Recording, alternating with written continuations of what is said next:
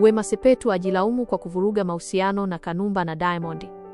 Star wa filamu nchini Tanzania, Wema Abraham Sepetu, ameweka wazi kuwa anajiona yeye ndiye aliyestahili lawama kwa kuvunjika kwa mahusiano yake ya kimapenzi na aliyekuwa gwiji wa filamu, Steven Kanumba Etira, pamoja na star wa muziki Diamond Platnumz. Wema amesema wanaume hao walimpenda kwa dhati, lakini yeye ndiye aliyeshindwa kuyatunza mahusiano hayo ipasavyo. Imefika point give up.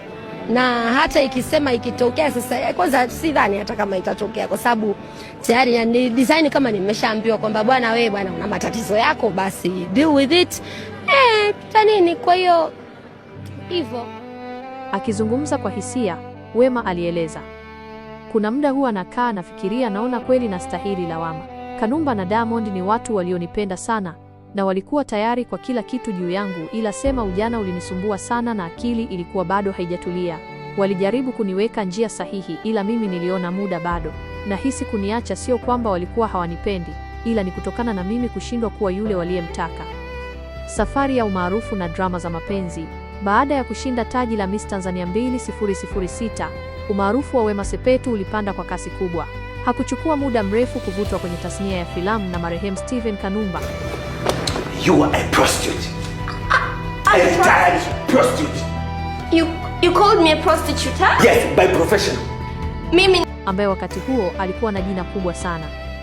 Ushirikiano wao wa kazi uliibua mahusiano ya kimapenzi yaliyogeuka kuwa gumzo kubwa mitaani na kwenye vyombo vya habari. Hata hivyo, penzi lao lilijawa na misukosuko mingi, ikiwemo tukio la Wema kuharibu vioo vya gari la Kanumba lililoishia mahakamani. Baada ya drama hizo, wawili hao waliamua kuachana kabisa. Enzi za Diamond Platnumz, miaka takribani 4 hadi 5 baadaye, Wema aliendelea kuwa gumzo mjini.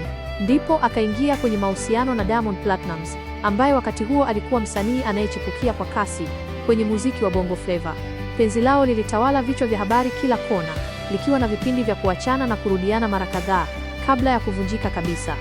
Baada ya hapo, Diamond alianzisha mahusiano na Zari the Boss Lady. Kauli hii ya Wema Sepetu imezua mjadala mpana mitandaoni. Wengi wanaona ni ishara ya ukomavu na kujitathmini, huku wengine wakikumbuka historia ya mahusiano yaliyotikisa tasnia ya burudani nchini Tanzania. Rabi Jeremy, Dakika Media on Top.